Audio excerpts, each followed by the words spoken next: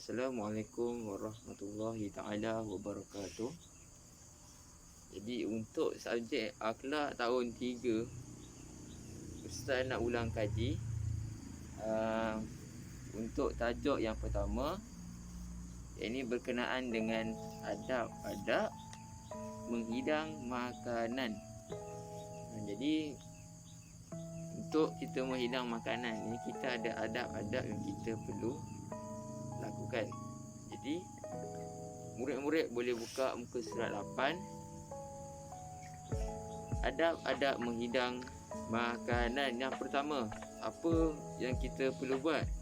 Lap pinggan mangkuk sebelum digunakan. Ini bertujuan jika terdapatnya kotoran ataupun habuk pada pinggan, mangkuk ataupun cawan. Jadi bila kita lap tu, pinggan dan mangkuk tu akan berada dalam keadaan yang bersih. Sebab itu kita perlu lap pinggan, mangkuk. Kadang-kadang tu ada kotoran, ada habuk, ada najis-najis, selalunya ada tahi cicak. Jadi perlunya kita lap dulu pinggan, mangkuk sebelum kita gunakan. Yang kedua, tidak menggunakan pinggan mangkuk yang retak dan sumbing. Ini bertujuan menjaga keselamatan diri sendiri ataupun diri tetamu yang hadir. Kerana bila mana pinggan dan mangkuk berada dalam keadaan yang retak, ianya akan menyebabkan kalau pecah, kalau ada sepihan kaca, ianya akan mendatangkan kecederaan yang serius kepada yang menggunakan pinggan mangkuk tersebut, cawan. Jadi yang ketiga, menggunakan pinggan mangkuk yang bersih. Macam Ustaz kata tadi, menggunakan pinggan mangkuk yang bersih agar terhindar daripada sebarang kekotoran, najis-najis. Jadi seterusnya, apa dia? Susun hidangan dengan kemas. Jadi sebab kita belajar tentang adab menghidang makanan, jadi kita perlulah susun makanan ataupun susun hidangan dengan kemas dan teratur. Itu antara adabnya. Dan yang terakhir, sediakan peralatan yang cukup seperti sudu, air basuh tangan, tisu dan tuala tangan untuk tetamu mengelap sebarang kotoran yang tumpah dan sebagainya. Itu antara adab-adab menghidang makanan yang murid-murid perlu tahu bila mana adanya tetamu yang datang di rumah murid-murid. Jadi dengan adab-adab ni lah yang murid-murid perlu ikut. Banyak lagi lah adabnya. Contoh, kita hormat tetamu, melayan tetamu dengan baik. Itu juga antara adab-adab yang awak perlu buat, yang adab-adab yang perlu dilakukan. Jadi kita pergi kepada perkara yang kita perlu lakukan ataupun perkara yang perlu tahu. Muka surat 9. Yang pertama, segera menghidangkan makanan kepada tetamu, kerana itu adalah cara kita untuk memuliakan tetamu. Yang kedua, menghidangkan makanan mengikut tertib makanan. Contohnya, menghidangkan buah-buahan dahulu, kerana buah-buahan cepat hadam. Jadi makan buah-buahan ni adalah salah satu sunnah Nabi sebelum makan. Tapi kita ni dikelirukan dengan budaya barat. Yang di budaya barat, makan dulu baru kita makan manisan atau makan buah-buahan. Panggil makan manisan, itu yang dilakukan di barat. Sedang kita dikelirukan dengan perkara sedemikian. Sedangkan yang sebetulnya kita makan buah-buahan di awal ataupun sebelum kita makan makanan berat. Dia ada banyak dia punya manfaat dia, tapi kita dikelirukan dengan budaya barat. Jadi makan buah-buahan selepas daripada kita makan makanan yang berat. Atau kita panggil manisan-manisan. Lebih kurang macam itu. Dan seterusnya, jangan mengemas hidangan sebelum semua orang habis makan. Jadi kalau tetamu sedang makan, murid-murid pergi kemas, sedangkan ketika itu tetamu belum habis makan, tetamu sedang makan, jadi perkara itu tidak elok. Dan seterusnya, hidang makanan secukupnya sahaja, tidak terlalu sedikit atau terlalu berlebihan. Itu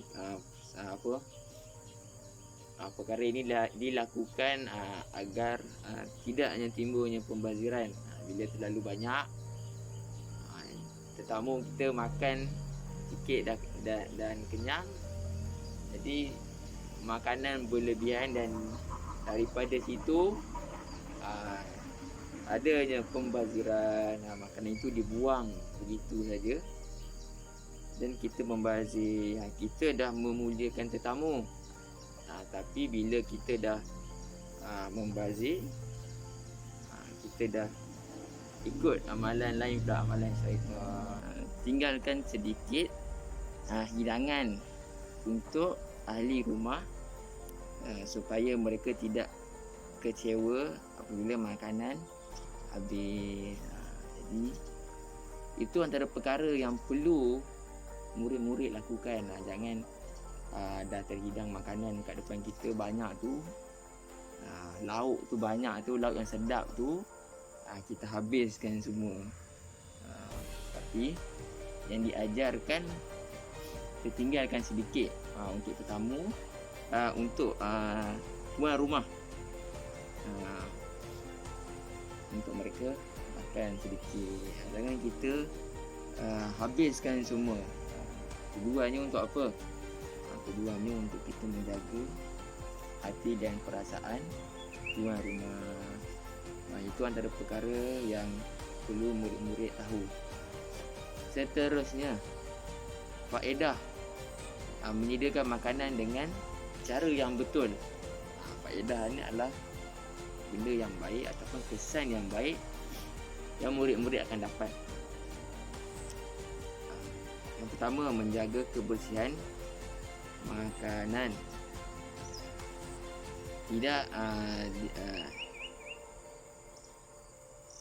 Tidak dihinggapi penyakit. Bila kita menjaga kebersihan, kita menyediakan makanan dengan cara yang betul, jadi daripada situ kita akan terhindar daripada menghadapi sebarang penyakit. Kita jaga betul-betul makanan tu bersih. Kalau makanan tu tak bersih, kotor, kesan daripada situ kita yang akan mendapat penyakit. Tetamu kita akan mendapat penyakit. Jadi bila kita menjaga kebersihan, menjaga cara-cara, ikut cara-cara yang betul, kita akan menghindar ataupun kita tidak akan dihinggapi oleh penyakit. Seterusnya, tidak tercedera semasa makanan. Maksudnya di sini yang tadi tu, kita tidak boleh menyediakan barang-barang ataupun pinggan mangkuk yang retak, yang sumbing.